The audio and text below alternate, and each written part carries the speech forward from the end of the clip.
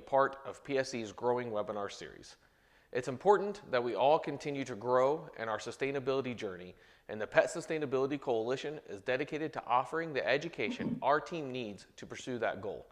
At mFiber, we are a vertically integrated ag business that provides the most sustainable fiber for pet food. We have worked with the Pet Sustainability Coalition on a life cycle analysis to demonstrate just how sustainable our ingredient is. I believe that documented success brings value to the end consumer, and the Pet Sustainability Coalition has the tools to help us show our progress. Join us over the next few weeks as we continue to grow in our education with this Pet Sustainability webinar series. And if you're looking for the most sustainable fiber in pet food, shoot me an email, ddover@mfiber.net. I would love to visit with you.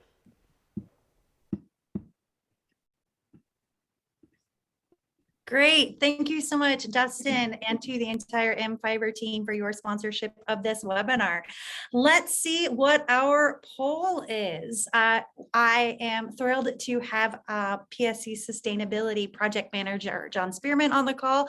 John, what's everybody say in our poll this morning? You're on mute, John. Thank you. You. It, right? Happened to us all at once, right? Actually, unfortunately, I can't read the poll at the moment. Apologies. Oh, there it goes. So it looks like just about a third of us said that they currently doing sustainability or ESG reporting. About 25% say no. Another roughly 25% say they're unsure. But it's only a small amount, thankfully, are like, no, but we'd like to. So good opportunity to educate some folks here today and hopefully inspire them to take the next steps in doing the sustainability reporting. Great. Thank you, John. Well, let's dive into our webinar this morning. So a few logistics. First of all, everyone who has joined the webinar today, we have everybody's microphones and videos turned off, and we ask that you stay with your microphones turned off, just so that we can be respectful of all of our amazing speakers we have today. A little walkthrough of your platform. At the bottom of your screen, or for some of you, it might be on the side, you have a chat button and a Q&A button. Please feel free to be dropping questions in that Q&A feature of the platform. That is where we will be taking questions throughout today's presentation and also at the end with our amazing speakers. That chat function is where we hope you will introduce yourself, say hello, let us know where you're calling in from today. We always have some fantastic conversation in the chat. That's also, if you're having any technical difficulties, we have members of the PSC team monitoring that chat function, and they'll be able to help you. The recording today and all of the slides from PSC and all of our speakers will be shared to registrants after today's call. A brief introduction for those of you not familiar with the Pet Sustainability Coalition. We are a nonprofit industry association formed in 2013 to advance sustainability in the pet industry. We have over 200 companies spread out throughout the pet supply chain and the globe. We currently have members on every continent except Antarctica and all throughout the supply chain, from suppliers, manufacturers, retailers, distributors, and the like. And we serve a dual mission. We work with our individual members to help them advance, measure, and celebrate their individual sustainability performance, but we also work to bring the industry together around shared social and environmental problems to really scale sustainable solutions.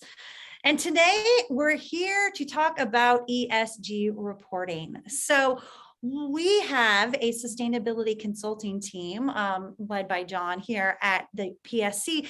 And one of the fastest growing topics that we're being asked about is around ESG reporting. And I'm going to talk for just a minute about why we see that happen. So I'm going to do just a brief introduction into ESG reporting 101, kind of some top highlights, what you would need to know. And then I know you're all really excited to hear from our amazing speakers. We have 3 different PSC members that are on their sustainability and ESG reporting journey, and they will be joining us to talk about how it works at their company, why they have chosen to report, how they choose to report, and advice from you. So I'm really excited to hear from Petcurean, Petco, and Mondi, and then we will leave plenty of time at the end for some Q&A discussion.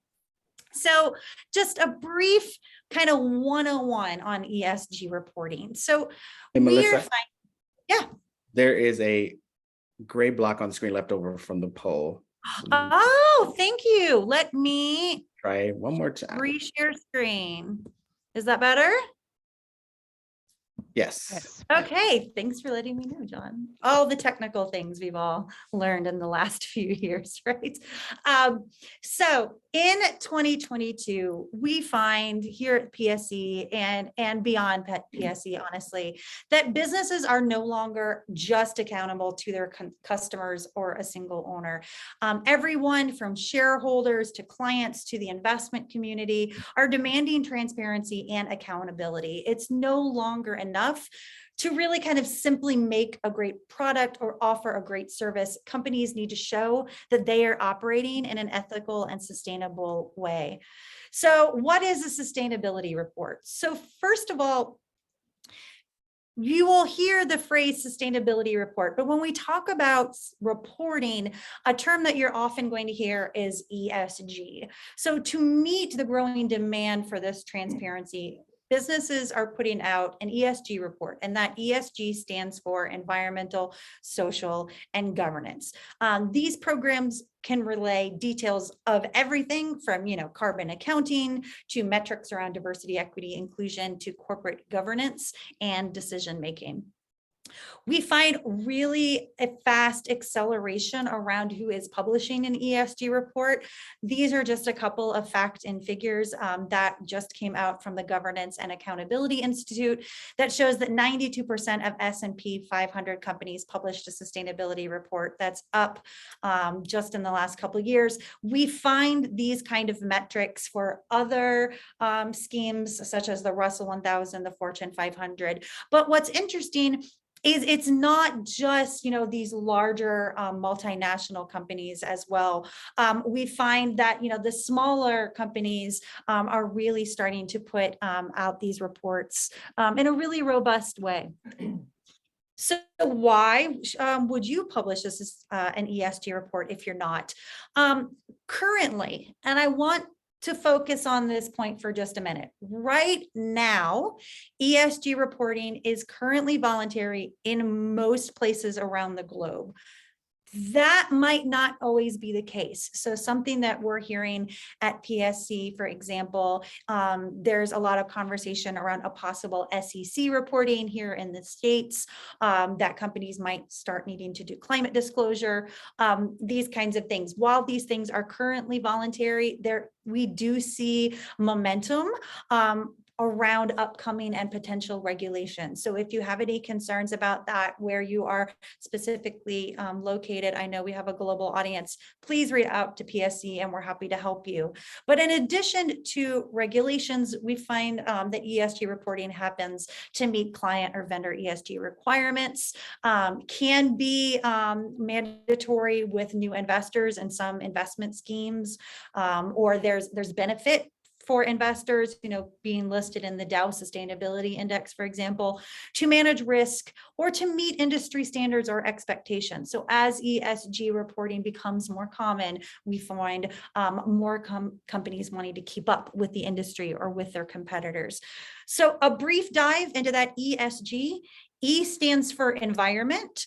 Some of the things that could be being reported under the E scheme, part of ESG is energy efficiency, climate change, biodiversity, air quality, deforestation, these kinds of things. Your S is for social. This can mean a wide variety of things. This can mean hiring practices. Social tends to be both social internally and externally, so our own labor workforce, but also community interactions, CSR, these kinds of programs can be hiring practices, diversity, equity, inclusion, gender inclusivity, customer satisfaction, labor standards, this kind of data. And governance is really related to who we are as a company and how do we run as a company. So this could be board composition and selection, executive compensation, internal policies and procedures. Something we see a lot is companies reporting on their lobbying and political contributions. What are their ethics, bribery, and corruption policies? These kinds of things. So how are we as a company built, and making our decision-making process falls under this governance. There are several frameworks. None of this, as I mentioned, is currently mandatory in most geographies around the world. But when it comes to ESG reporting, it can be a bit of an alphabet soup. Some things that you will hear often around frameworks. So these are recommended ways to report. Some of these have auditing procedures that you can go through to make sure that you're sticking to these frameworks, but it can be a bit of alphabet soup. So some of the most common ones you'll hear are GRI, CDP, which used to be the Carbon Disclosure Project. You'll also see SDGs, which many of our PSC members are familiar with through our Sustainable Development Goal or SDG Action Manager. So these are some of the most common. And one that you might have heard a lot about is SASB. This SASB stood for the Sustainability Accounting Standards Board. This standard was one of the most common frameworks, specifically when we were looking at kind of reporting to an investor community. However, SASB was merged with the International Reporting Council just last year, and it formed VRF, or Value Foundation Reporting. Last year, also at 2021 at COP23 or 26, excuse me, in Scotland, the International Financial Reporting Standards announced the creation of ISSB, or the International Sustainability Standards Boards. They were the one that merged SASB and formed VRF. And what we do see in the sustainability space is we think that the ISSB will continue to standardize and probably scale down the number of different reporting schemes moving forward. So anyone who wants to get started on this journey, we at PSC can help you. We have ESG and sustainability reporting as part of our consulting services. But a quick 4-step real touch points. First of all, identifying what you actually want to report about, and then maybe identifying if you would like to report to a framework, and if so, what is most closely aligned to the kinds of things that are most aligned with you as a company that you want to share publicly. Then understanding kind of where the data resides within your organization. This could be people, system, offline sources, technology offerings. Then really aligning your strategy, what you are reporting on should be in alignment with the kinds of values and the kinds of programs that you are implementing at your company. And then that last piece is reporting. And there's a lot of consulting services. There's a lot of outside help. There's also a lot of technologies and systems that PSC can recommend to help you utilize technology. So that's a brief overview of sustainability kind of 101. Once again, if you have any questions, if you'd like any help on any step of this journey, we really recommend you reach out to the Pet Sustainability Coalition. But I am really excited to hear from today's guests. We're going to be hearing from 3 different companies. First, we're going to be hearing from Christine, who is the first ever sustainability manager at Petcurean. Really excited to hear. Then we will be hearing from Francesca Mahoney, who is the head of sustainability at Petco. And then finally, we're so excited to have Susan Brenner calling all the way in from Austria this afternoon for her, who is the senior sustainability positioning manager at the Mondi Group. So I will stop sharing and turn things over to Christine. Christine, thank you so much for joining us. You're welcome, Melissa. Thanks so much for having me. I'm just going to share my screen here and that one. And there we go. Alrighty, thanks again, Melissa, for having me. As Melissa mentioned, my name is Christine Mellier, and I am the Sustainability and Community Relations Manager here at Petcurean. Just a quick overview. I'll just run through briefly who Petcurean is, what the key drivers were for us creating our first sustainability impact report. I'll touch on the report itself, the internal resources that were used to develop the report. I'll give you a little bit of an insight into the response that we've had to our report, and I'll also share some tips for getting started if you guys, for those of you who haven't created a report yet. So just briefly, Petcurean, we make premium dog and cat food, and we really do aim to put pets first in everything that we do. We've got a team of expert nutritionists who formulate all of our recipes. We're proudly Canadian. Our head office is based just outside of Vancouver, British Columbia, and we've been around for over 23 years now, and we export to over 30 countries around the world.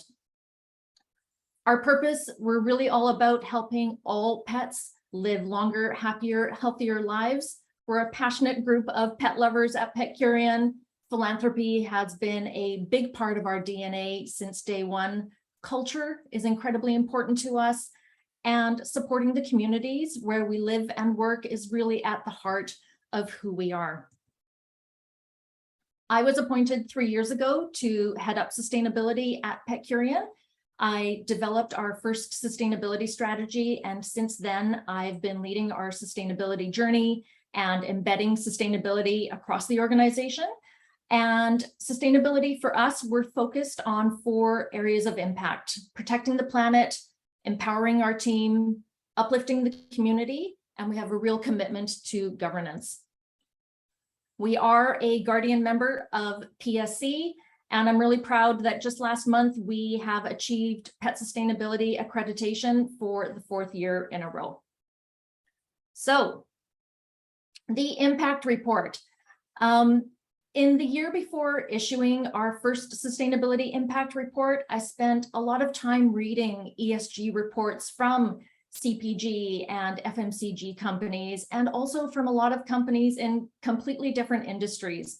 And one thing that I recognized was that there was a number of key reasons for issuing a report. There was a lot of benefits, and I saw a lot of ways that we could really leverage this. And we're a relatively small company compared to a lot of, the really big players out there. And I felt that, even if we didn't have huge claims that we could make, like a lot of, like maybe some of the other big companies, like saying that we were carbon neutral or, something like that, we were still really proud of the small steps that we were making. And I really felt that this was something that was important for us to share. So, the key drivers really, transparency. We really felt that the report would, by sharing details in there, we're showing that we're not greenwashing. The report demonstrates accountability. When we're reporting on our current progress and promising to report on future progress, this really keeps us accountable to our stakeholders. Showing that we're accountable for these actions. And of course, it also demonstrates progress.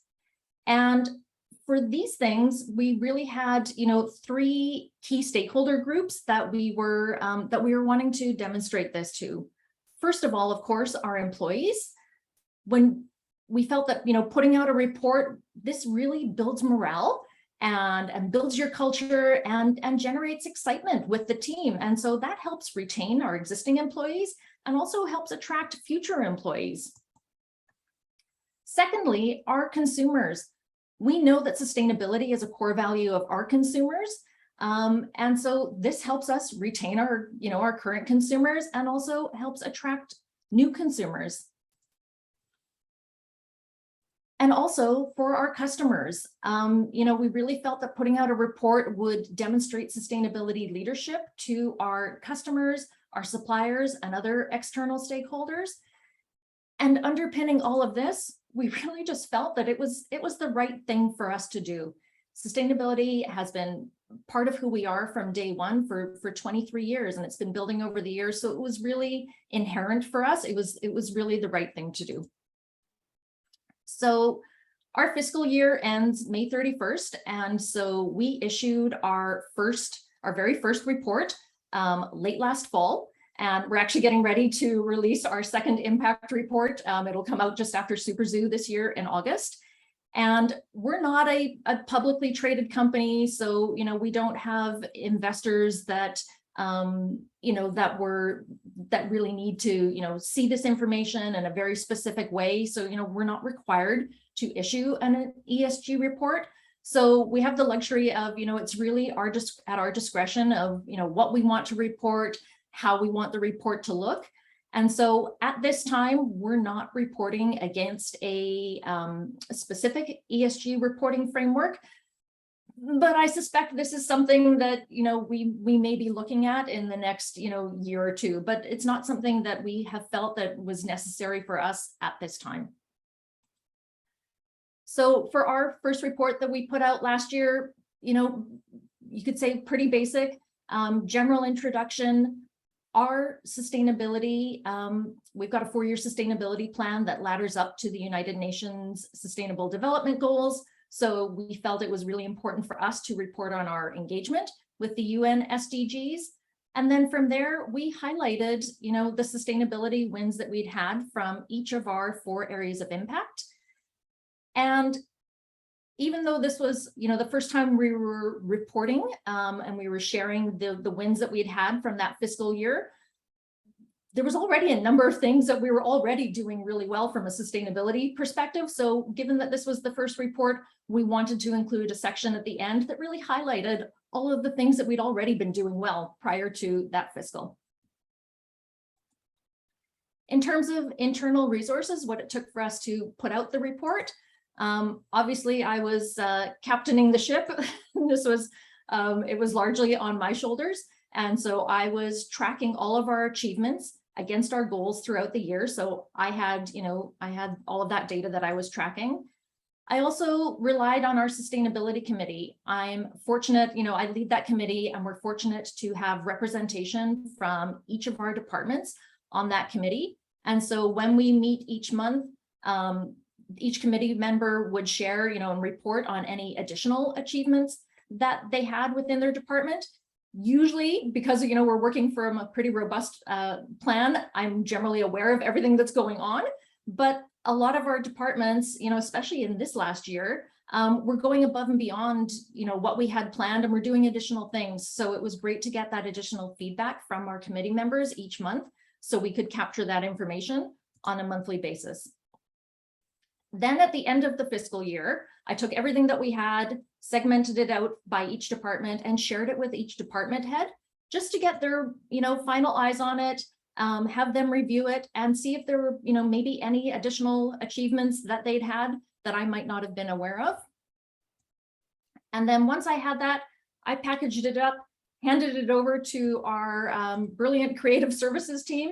They work their magic. I'm not a creative person. I'm like, here's the information, please make it look pretty, use the company branding. And they actually generated the impact report, in the PDF form for us. So in terms of response to our impact report, I can say that all we've had is we've had tremendous positive feedback. I haven't heard anything negative at all. And really, what could there be to say in terms of negativity? Our employees have been super excited and really proud of our achievements. They've been so happy to be able to share, our report with family and friends.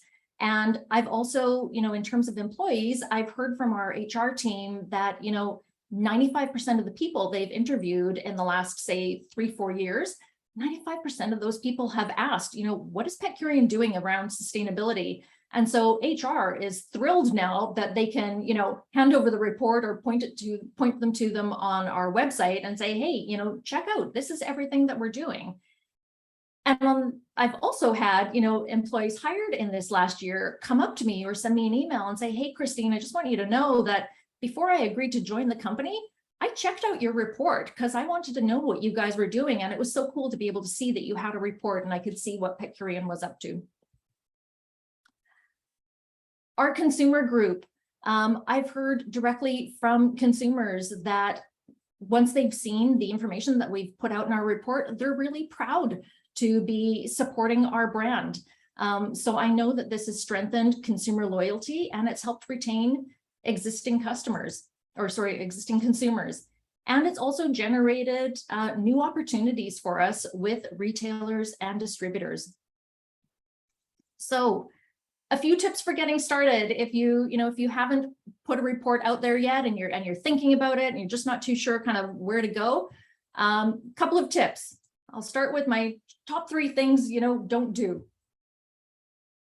Don't wait to gather the data. Don't wait until it's the end of your fiscal year to go back and say, oh, now what did we do? It is so much easier if you keep track of things as you go. You don't need anything fancy. I tend to track things in an Excel spreadsheet, save things back up on SharePoint, that type of thing. It's much easier if you, keep track of things as you go. Don't worry about perfection. Don't get hung up on, oh, it's not perfect. We should probably wait until we've got more data. Oh, we haven't done any benchmarking yet. Even from our side, we got a little bit held up in sharing the report because we were all concerned about, oh, we don't have the perfect spot to host it on our website. Where are we going to put it in? Where can people find it? And that delayed us by a couple of months until we finally said, you know what, let's just get it out there. No, it's not perfect now, but maybe a year or 2 down the road when we update the website, then we can find a better spot for it. So we shoehorned it in and it's working. So just don't let perfection hold you back from getting started. And also don't be intimidated. I was intimidated, when we were looking at doing our first one because I had read so many ESG reports from a lot of big companies and they've got a lot of data and they've got, comparisons and they look super flashy. Don't be intimidated. Your consumers, they want to see what you're doing. So, even if it's just a 1-pager, just get it out there. And so top 3 things to do. First one, just get started. Like I say, even if it's a 1-pager, or even if it's, one social post highlighting your top 3 things, just get started. And once you've got your report, share it. Don't sit on it. Put it on your LinkedIn, share it in your social channels, share it in your newsletters, share it with your retailers. You've done all that work. So, there's a reason for why you're doing it and reap the benefits from sharing it. And lastly, celebrate the achievements. That's a big thing for us internally. The team works hard collectively all across the organization, not just putting together the report, but doing all of those things that go into the report, all of those wins. Everyone across our organization had a hand in the information that went into that report. So I think it's really important that you celebrate the achievements. And that's everything from my side. Thank Thanks, you. Melissa. So, thanks, Christine. That was amazing. It's been so fun to see all the great work that you and the entire Petcurean team have been doing and to cheer you on. And I know I have some inside information around what sustainability stuff you're working on right now. So I'm really excited for the next version of the report. I can't wait to share the next one as well. So yeah, but really just get started.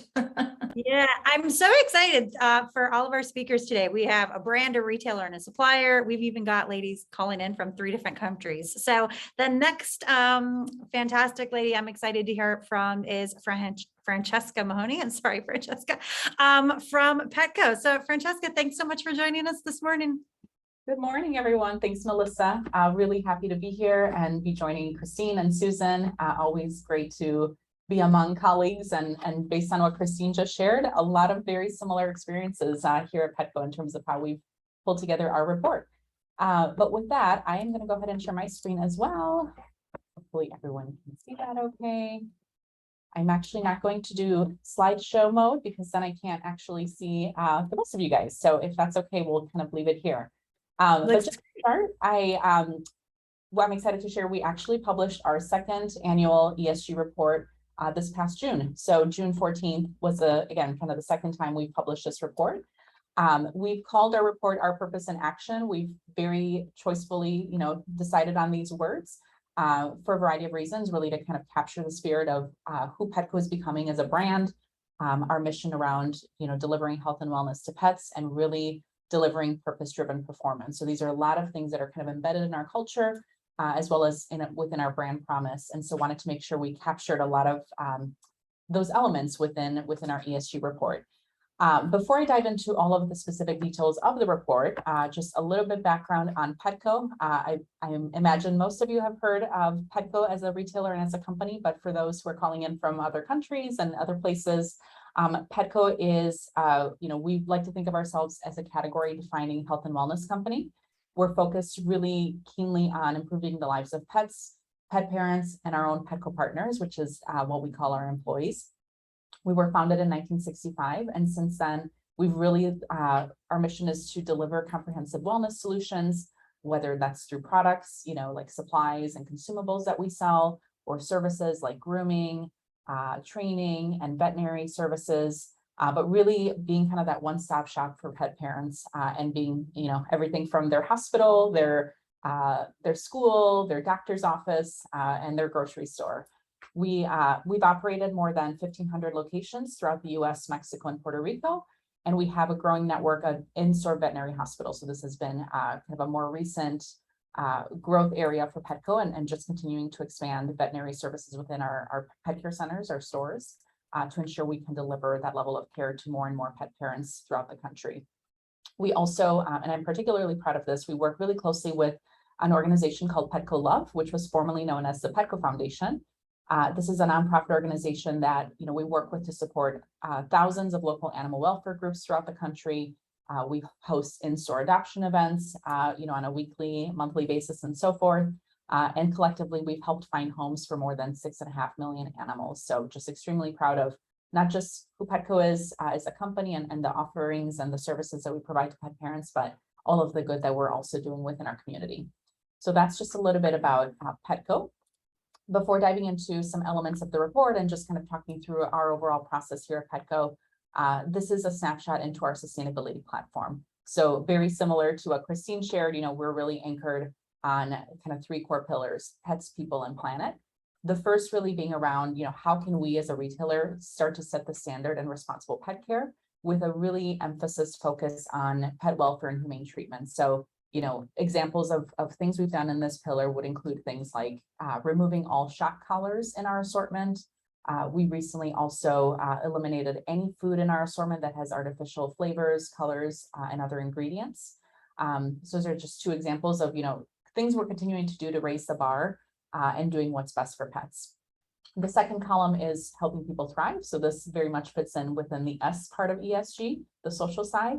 And our focus here is on employee health, safety, and well-being, and a big emphasis on diversity, equity, and inclusion. I'll share some highlights there. And then the third, last but not least column, is preserving the health of our planet. So this would be the E part of ESG. And a few things kind of fold into this one. The first being our sustainable product offering. About 1.5 years ago, Petco made a really bold commitment to our customers and really to everyone in our community. And our commitment is to increase the percentage of sustainable products to 50% by the end of 2025. So really, when we think about our entire product portfolio, we want half of that at least to be sustainable by the end of 2025. And we put a lot of rigor around how we define that. What does it mean to have sustainable products? How are we going to get there, and so forth. Other elements within this pillar include responsible packaging and, of course, climate impact, which I believe everyone is probably very much aware of what the urgent requirements are there, and the part that Petco can play to reduce our negative impact and hopefully increase our positive impact on the planet. So with that, I pulled together a couple slides just to give everyone kind of a visual or some highlights from our report that we just published. I'll start with our pets pillar. So, as you look through the report, and I'm happy to share the link in the chat after I'm done here, but, the report is, I believe, 65, almost 70 pages of content.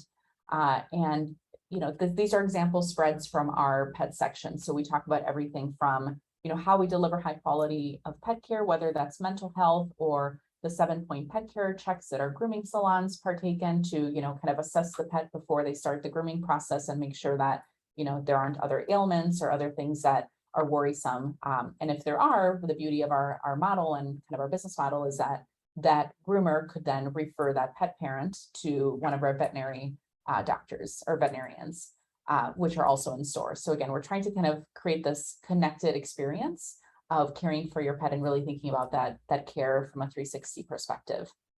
Other, elements within the pet section, one of the key accomplishments from fiscal 21 that we were able to capture in this year's report was we've partnered with American Humane to ensure that all of the live animals in our care are American Humane certified. There's more you can read up on that, but we're really, really proud of this as a way to ensure there's a third party kind of governing body to ensure that the care of, all of the small animals that we carry or animals in our care, whether a grooming salon and so forth, are cared for in the utmost, best way possible. And then again, community engagement and philanthropy. We, talk about the work we've done here with the Petco Foundation or Petco Love around adoption. So these are just some examples of what, has fit into kind of our first pillar around pets. I'll share, a couple other examples within social and environmental, but as we go, I thought it'd be helpful just to share, similar to Christine and how she kind of talked through the process for really bringing this to life. I would echo what she said. This again, and for us is the second year we've done this. So we're still fairly new at this. The first year was actually my first year in role. And at the time, I started in June and I thought, gosh, I feel like we should probably be putting together some sort of sustainability report.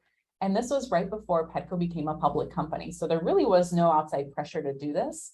It just kind of in my gut felt like something we should do. And, again, as Christine mentioned, there's just so much great work happening within all of our organizations that we should be really proud of. But it's hard to kind of pull it all together, right? You hear these success stories maybe in one department or something happening over here with, our HR partners and employees, but there's really no kind of central repository for all of that information and how it is shared out. So I really, honestly, the first thing I thought of was like, how do we actually bring all these amazing stories together and publish it in an ESG report? I wasn't so much thinking about, the world of ESG ratings and investors, because again, we weren't publicly traded at that time. And so I'm glad we got started when we did, because it was definitely a big effort. And the process I took, again, I think there's no perfect playbook here, and you have to kind of do what works best for your organization. But what worked well for me is I wanted to first understand from each of these different departments, what do they see as a success story within their area? And rather than just, sending out an email and saying, please, send me your top 5 achievements for your team, or things that you want to make sure we include in the report, I set up time with some of the core groups so we could actually have an in-person conversation. And what I learned in that process is that you just get so much more richness in hearing it in their words, and having them explain, why they're so proud of something an initiative that they led. What does it mean for the company? How, what has the customer response been? And being able to kind of extract those pieces directly from the teams who are leading this work day to day, I found to be really, really helpful. So I would encourage any of you who are, either embarking on an ESG report or have done it, but looking for ways to improve the process. That's definitely been something I would suggest you consider. So, spend a lot of weeks really kind of in that info gathering stage, because we want to make sure that the content is there. For us at Petco, wanted to also make sure it was really aligning to our brand story and the narrative we're trying to tell as a company around health and wellness, and of course, tying it back to our 3 sustainability pillars. So the next, the next section is social. So again, our social pillar is called Helping People Thrive. I included just a few things. And again, it's multiple pages in the report you can take a look at, after this call or at your leisure, but we include everything from diversity and inclusion metrics. This was, I would say this section was a lot more well built out in this year's report for us than the year prior. because we've had more tracking in place for some of these metrics. So that's been really great to be able to then publish. There are areas, we feel like we've made good progress on. Other areas, maybe we could be further along. But, in the spirit of transparency, which I think is also what this report is all about, you don't have to be perfect. Christine kind of, eloquently spoke to that in her presentation. You don't want to wait for perfection. You just need to make progress, and you need to be really transparent in that progress. We include things like the partnership we have with Civic Alliance to encourage our partners and our employees to go out and vote. We talk about the well-being in this example on the right. Petco had pulled together a Petco Partner Assistance Fund, and it started really with COVID, kind of a fund that other employees could donate to. We had a lot of our investors, put funds in there as well, but it was really meant to be, for whatever hardship people are going through, they have access to this, this set of funds to help themselves and help their family get through that hardship. Not necessarily just COVID specific, but in general. So we wanted to, again, that was something that was kind of born out of the HR team. We had talked about it internally as a big deal, but never externally in a big way. So this report was a really great venue for those types of projects and initiatives and success stories to come to life. And then the last section is all about planet. So again, Melissa spoke about this early in the presentation, just in terms of what are some of the typical things that companies would report on when it comes to planet and climate. For us, we publish our carbon footprint, scope 1 and 2. So you see that broken out, from 2018, 19, 20, and 21. So again, really providing that transparency and that visibility. We featured some of our key brands and product offerings that we're really proud of that are moving the needle in terms of sustainability. So in this case, Jiminy's, who's a great partner of ours and also part of the PSC. They might even be on the call today, I'm not sure, but it's been really great to showcase some of the key brands that we have in our assortment to, again, knowing that a lot of our audience are not just investors, but our customers as well. So how do we use it as a vehicle to say, hey, we've got a really great sustainable product offering. Here's some of those brands that we really want to bring to the forefront. And then another example here, you see in the bottom right-hand corner, we have cat litter refill stations in our stores. So people can come in, kind of bring their bucket, refill their litter, and that's a way we can reduce packaging waste and create kind of a more of a kind of Whole Foods self-serve model for litter. So just kind of showcasing some innovative things that we have happening in our stores as well. And last but not least, one of the new things that was kind of an addition for this year. So rather than just publishing the report, it was a massive undertaking, but in addition to that, I wanted to also create what we're calling an investor tear sheet. So again, now that we are a publicly traded company, I wanted to make sure that a lot of the key highlights and wins were really easy to find. So we created this one-page summary, essentially, of our ESG report. We're calling it a tear sheet, but probably has a lot of different names. And again, you see kind of each of the pillars and some of those core accomplishments for each of those as well. This has been a really helpful tool, as I've met with a lot of our investors and others, kind of within our company, just to say, here's some, great things that Petco's done. Obviously, we have room to do more, but it's been very well received. So I would encourage you, if you have the ability to just do kind of a one-page summary, it's definitely served a really helpful purpose, at least for us. So those are all the slides I have. And I would just say, yeah, from a process standpoint, a ton of learnings, gathering information, making sure you spend time doing that, working with great creatives. I also, I'm not a creative, but I've been able to partner with our Petco creative team and some copywriters to just make sure that narrative is really coming to life in the most impactful way possible. And then from an ESG ratings perspective, this is something that, again, when I started in year one, we weren't publicly traded. So it was sort of like, yeah, I think this is a good report, and, we'll put it out and see what the response is. Whereas this year, we had to align to GRI and SASB standards. And we know that ESG ratings frameworks are scouring through our pages and pages of reports to essentially rate Petco on our ESG position. And so it's really becoming more and more critical for us to kind of follow, the guidelines that exist and so to like play by the rules, so to speak, just to make sure that the information is easy to find. We're stating everything that people need to know about, and just, being as transparent as possible. So that is all I have. Thank you. Thank you. Thanks, Francesca. It's really fun to see kind of the progression. Christine just started.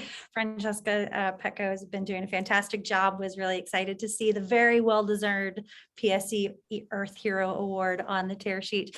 And then our last speaker, I'm really excited, who gets a special kudos because it's quite late there, is Susan, who's calling in to talk about sustainability and ESG reporting at Mondi. Susan, Mondi is a large multinational. You all have been on the ESG reporting world for a while now. So I'm really excited to hear what you've got to say. Thanks for joining us. Thank you very much, Melissa. Yes, we're a little bit, we've been reporting, I think we issued our first report 2007. So we've been reporting for quite some time. Let me see if I can get my presentation up.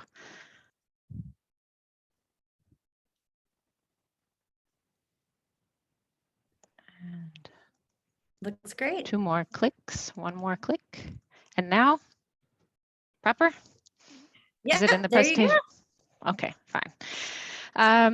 So I'm going to take just a few minutes to give you a little bit of introduction to Mondi too, because I don't know that we're a household name in North America. And while I'm doing that, though, I'm also illustrating sort of how we report on our business as well. So just a quick introduction to the company. I won't spend too much time on the slides, but who we are. We're a packaging and paper producer. We're B2B. So everyone in our industry knows us, and those outside of our industry have no idea who we are. We are organized with 3 business units. So corrugated packaging, that's everything you could imagine from the box that you receive from somewhere. So it's container board, recycled container board, and corrugated solutions. Flexible packaging, which is why I'm on the call here today. So in our flexible packaging business unit, we have a combination of craft papers and what we call paper bags or industrial bag solutions, but also consumer flexibles, so flexible plastic packaging. And our 3rd business unit is uncoated fine paper. So they produce everything from office paper to large printing reels of professional printing paper for converting applications, making envelopes, things like that as well. But our business is overall about 80% fiber-based and 20% plastics, flexible plastic though only. We had revenues last year of about 7.7 billion. So there we go. Where are we located? We are a global business, but we have our key operations in Europe, North America, and Africa. So we have about 26,500 people around the world and roughly 100 production sites in about 30 countries. So what is our approach to sustainability? Because clearly that's also how we report on our approach. So I thought it might be good to just set the stage a little bit. And it also shows you what some of these pages are coming out of our annual report. So last year we launched our latest framework. It's called Mondi Action Plan 2030, or affectionately known as MAP 2030. And it is our framework. It's how we monitor, improve, and communicate on our progress. We have 3 key areas that we've identified related to our products, to our people, and to climate action. What we found in the past is that we did a lot on sustainability with a very comprehensive framework. It covered everything, but it was very difficult to talk about. So we spent a lot of work with this framework trying to make it easy for people to answer that question. Why is Mondi a sustainable company? We have circular driven solutions created by empowered people taking action on climate. That is the sentence that everyone can remember and understand. Those are the 3 key areas where we expect to make the biggest impacts. And all of this also rests on a foundation of responsible business practices. So there are a lot of other things that we continue to do, but that's not where we intend to really move the needle. We are aligned to the UN SDGs, the Sustainable Development Goals, that's already been mentioned by you, Melissa. We identified the 7 SDGs that are most relevant to our business, and relevant meaning that we see the potential for the biggest impact, both positive or negative. And we also issue an SDG index with our reporting every year. We'll report on our activities against all 17 SDGs as well. So this page is a lot to take in at a glance, but this is what's in our report, and I wanted to show it today. So this is how we talk about our consolidated performance, where we look at the 3 key action areas that I showed you before, where we have 3 high-level commitments in each of those areas, and then a number of different targets supporting each of those commitments. So the intention is that those high-level commitments should take us to 2030, but the targets and the milestones will, of course, be updated over time. And you can see it's 1 year in. We are green on almost all accounts with one yellow traffic light that you can see there. We say slightly behind on life-altering injuries. So we did have some life-altering injuries last year, but otherwise we are on track. And this is our page at a glance. So if I say, if you have just one page that you can talk to whoever it is, if it's your customer, if it's an investor, whoever the potential employee, and you only want to show one page on our performance, this would be the page to take. So these are the key areas that are most relevant to our business, and it's also how we show it in our report. So this is part of my showing the tips and as I introduce the company. Again, as I mentioned, we are a fiber-based, 80% fiber-based business. So sourcing of fiber is one of our absolute material issues. And you see in the lower hand corner, some of the KPIs around that, how much land we set aside for conservation, our sourcing. And then of course, on the people side, safety is always #1 topic for us, as well as in terms of our commitments under Inspired People. We have quite a bit of commitments around upskilling our workforce, creating a diverse and inclusive experience, addressing issues of mental well-being. So we have some of the key stats here. Climate action, of course, is the #1 topic, I think, for all of us today and on the line and in general, that we're being asked to show our performance. And here we've had science-based targets already in place since 2019. We just at the beginning of this year announced our commitment to net zero by 2050. Those targets are now being validated by Science-Based Targets Initiative. We'll be announcing them in our next report, the new targets that we will have. But we managed to achieve a 25% reduction of our greenhouse gas emissions against our 2014 baseline last year. So good performance. And in terms of our products, which I know this is probably particularly relevant to the people on this call as well, how we're measuring our performance as a business overall, we have a commitment in terms of our products to achieve 100% reusable, recyclable, or compostable paper and packaging by 2025, which is very ambitious. And we know we may not achieve that, but we are working very hard towards that. So last year, we reported 78% of our revenue is from products that are reusable, recyclable, compostable. And there was a lot of work we did in the background there in terms of having a harmonized definition. What is a recyclable product? And considering our wide portfolio, that was also challenging in and of itself. And then in the last column, you see the committed to transparency. And this is something that that Christine and Francesca already touched on as well. We believe in balanced reporting. So we don't just tell the nice stories and the things that we're doing really, really well, but you also have to talk about the areas that are not performing and what you're doing about it. So we actually did have a very good year last year. So the only negative that you see here is the 0.2% increase of water consumption. So obviously our intention is to, sorry, the German slipping in there, is to always reduce the water consumption. It is late here, it's almost 7 p.m. Yes, and in terms of our performance, I'll come back to the CDP, but that was also already mentioned. Yeah, so here, it's one thing for us to talk about us being really strong in sustainability, and we always find it's much, much better to let other people do that for us. So we are pretty proud of the ratings and rankings. It is one thing I have to say, though, is there are so many out there. You really do need to decide what's relevant to you, to your business and stakeholders, because you can't answer every single survey request that you get, I think, as a business, particularly as over time. But CDP is, we think, one of the most important ones out there. And we received a AAA score. So for climate change, forest and water security, as one of 14 companies globally. So we're pretty proud of that we were able to maintain that now also over 2 years.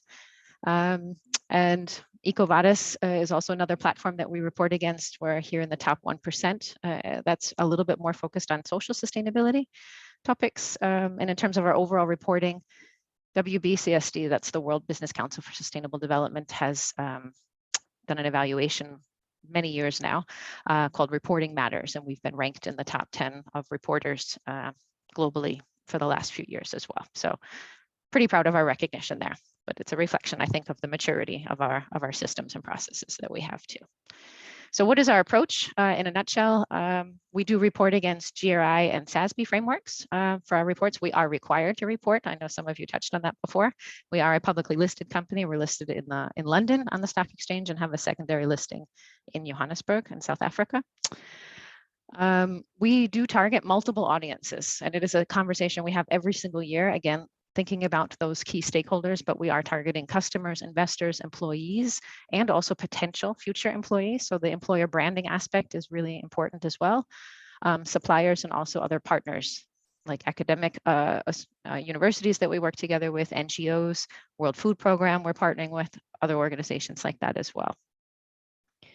We have a reporting suite. So we produce a pretty comprehensive sustainable development report every year. And at the same time, we also publish an integrated and financial report. So the SD report is only online. The integrated report is also printed. And we have a whole suite of indices that we produce. So we have a GRI SASB index in one for those specialists who really want to use the index to look for very specific information. We have a stakeholder engagement index, which outlines all the different organizations that we work with and why we work with them and what we're talking about. A consolidated performance overview. So all of the performance KPIs, both in a PDF and in Excel, so that it can be integrated into other systems and uploaded. That we just started last year, actually offering it in 2 different formats. And we also have an SDG index as well. In terms of the team working on this, it is a very big project for us. So it's important. We know this is the basis for our ratings and rankings that has impact in terms of employer branding, but investments and other things as well. So our core team is made up of the sustainable development team. So me and another person in my team. And then we work very, very closely with group communications, who's in the lead on the integrated report.